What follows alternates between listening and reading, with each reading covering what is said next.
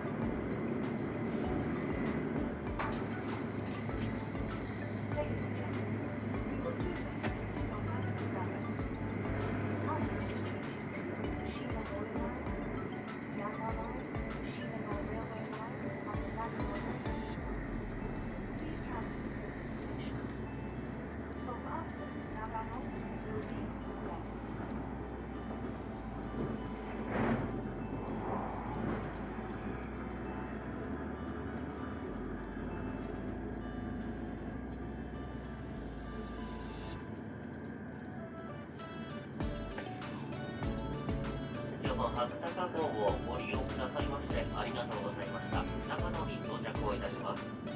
12番目の到着、お出口は左側です。お降りのお客様はお忘れ物なさいませんようご支度をしましてお待ちください。この列車は長野を出ますと飯山、上越妙高、糸魚川、黒部宇奈月温泉の順に終点の金沢まで各駅に停車をいたします。お乗り換えのご案内です。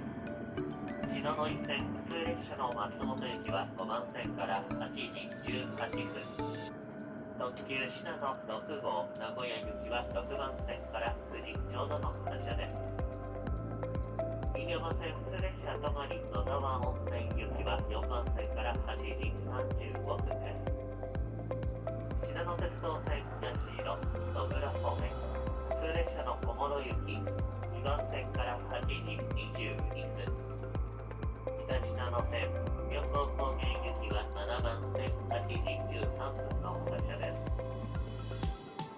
須坂小布施信州中野湯田中方面長野電鉄線にお乗り換えのお客様、改札口を出まして善光寺口駅前広場地下乗り場にお乗り換えです。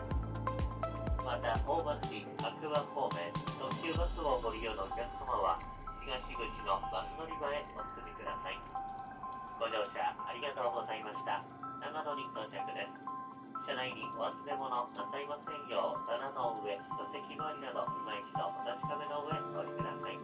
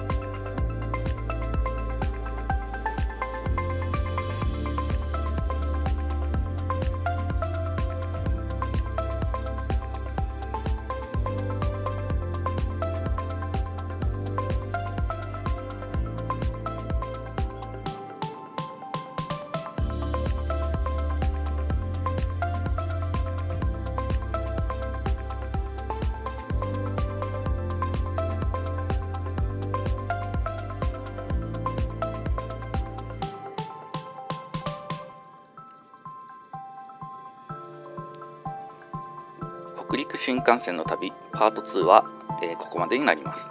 この続き、長野黒部宇奈月温泉間の動画はパート3へ続きます。ご視聴ありがとうございます。この動画が少しでもいいなと感じていただけたら、チャンネル登録、高評価の方よろしくお願いします。